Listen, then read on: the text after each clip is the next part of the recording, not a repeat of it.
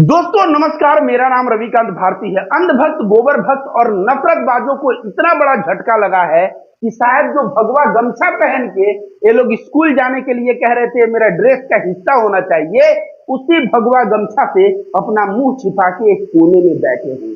क्यों पता है? कर्नाटक सरकार ने एक बहुत जबरदस्त फैसला लिया है जिसमें वह कहा है कि स्कूल कॉलेज का परीक्षा तो लड़की हिजाब पहन के दे ही सकती है, साथ ही साथ जो कॉम्पिटिटिव एग्जाम का परीक्षा होता है उसमें भी लड़की हिजाब पहन के वह परीक्षा दे सकती है। अब अंधभक्त, गोबर भक्त और नफरतबाज जो इतना मेहनत किए थे, इतना विरोध किए थे, लड़की हिजाब पहन के जा रही थी स्कूल तो इनके पेट में मरोड़ हो रहा था, भेड़ियों की तरह उसका पीछा करके जय श्री राम का नारा लगा के उसको रोकने का प्रयास किए। वह भी लड़की शेरनी निकली थी और अल्लाह अकबर का नारा लगाई थी और वह जो है अकेले भीड़ के सामने जूझ गई थी, लड़ गई थी कि मैं जाऊंगी, हिजाब पहन के जाऊंगी। उस वक्त मैं कहा था कि हमारे धर्म में कहा जाता है यत नारी पूज्यन्ते तत् देवता रमणते, जहां नारियों की पूजा होती है वहां देवता भ्रमण करते हैं।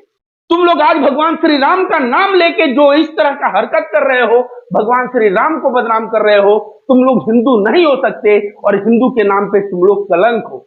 मैं ये भी कहा था कि ईश्वर का जब फैसला आएगा उसके सामने तुम लोग की दो कौड़ी की औकात है, और आज कहीं न कहीं मेरी यह बात सही हो गई क्योंकि कर्नाटक में कांग्रेस सरकार आई और कांग्रेस सरकार ने यह फैसला लिया है कि हिजाब पहन के लड़कियां स्कूल कॉलेज का परीक्षा दे सकती हैं, साथ ही साथ हिजाब पहन के लड़कियां कॉम्पिटिटिव एग्जाम का भी परीक्षा दे सकती है।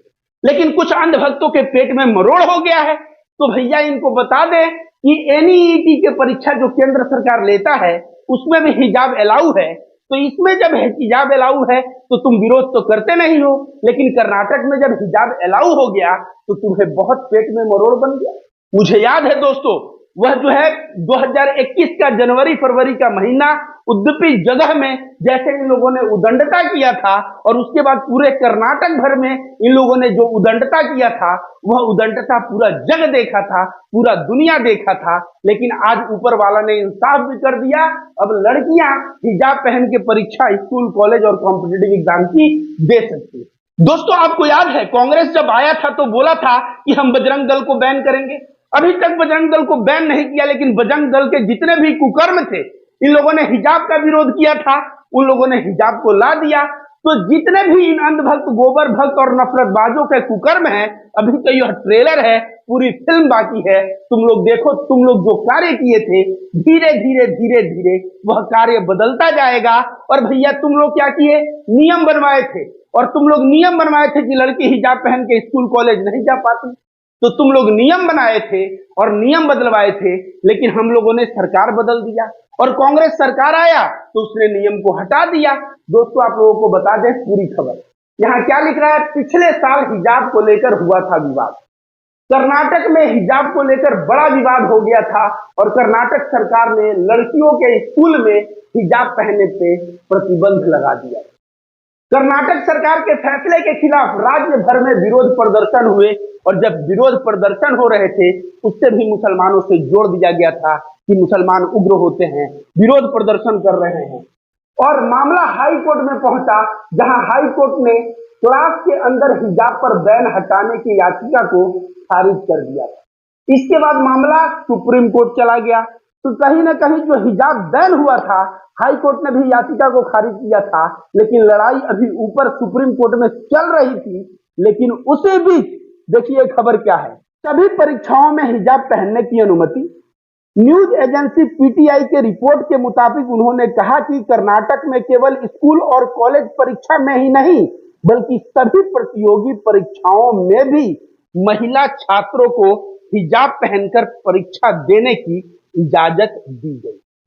केंद्र सरकार पहले ही महिलाओं को हिजाब पहनकर नीट परीक्षा देने की अनुमति दे चुकी है, इसलिए कांग्रेस सरकार का फैसला किसी भी तरह गलत नहीं है।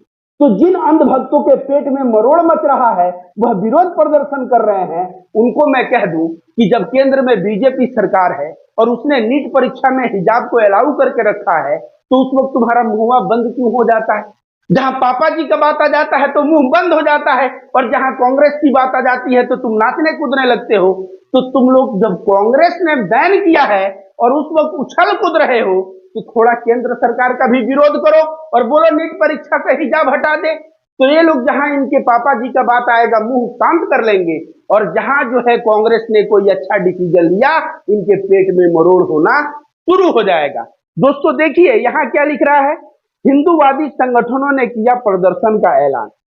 इसी बीच हिंदूवादी संगठनों ने इसके खिलाफ प्रदर्शन करने का ऐलान किया। गौरतलब है कि पिछले साल जनवरी में उडुपी जिले में एक सरकारी हाई स्कूल में हिजाब पहनने वाली 6 छात्राओं को स्कूल आने से रोक दिया गया। तो अब अंधभक्त जो रोके थे 6 छात्राओं को हिजाब पहन के आने से, अब ये लोग क्या करेंगे, विरोध प्रदर्शन करेंगे। तो भैया करो विरोध प्रदर्शन। कर्नाटक में कांग्रेस की सरकार है, पिछवाड़े पे जब डंडा लगेगा तो खुद विरोध प्रदर्शन से यहाँ उठ उठ के भागेंगे। वह कर्नाटका गया जब तेजस्वी सूर्या वहां का युवा जो है सांसद था, और बहुत ज्यादा वहां पे जो जलवा चल रहा था वह सारा जलवा चला गया कर्नाटक के चुनाव में, औकात पता चल गई। और अब सरकार का जो डिसीजन आ रहा है वह भी अंधभक्तों के मुंह पे तमाचा है।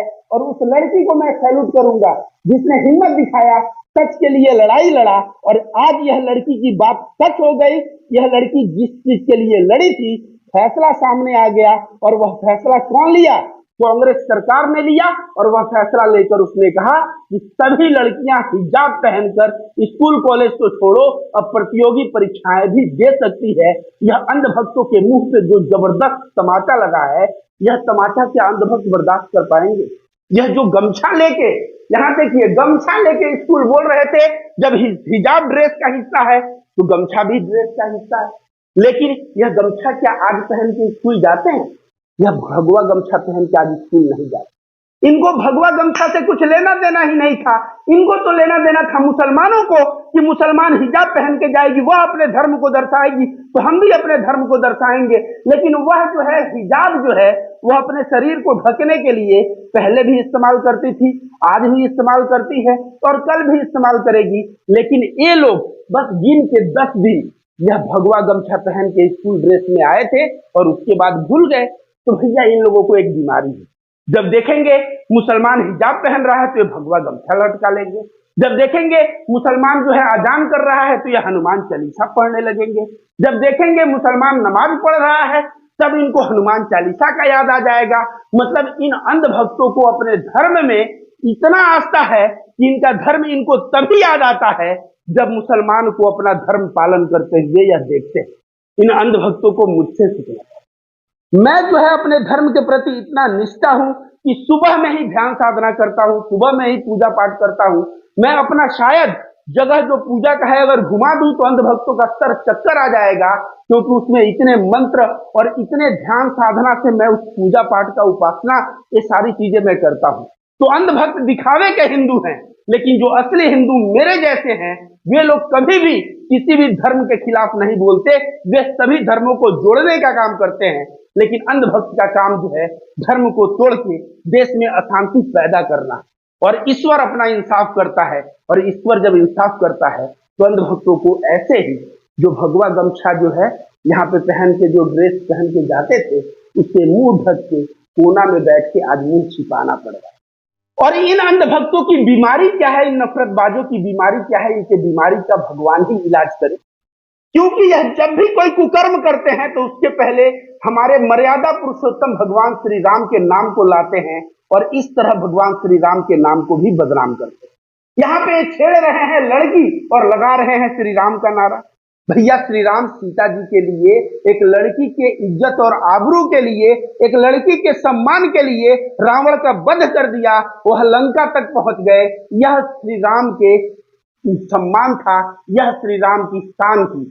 लेकिन आज तुम लोग क्या कर रहे हो, लड़की छेड़ रहे हो गिदड़ों की तरह, और भगवान श्री राम का नाम लेके।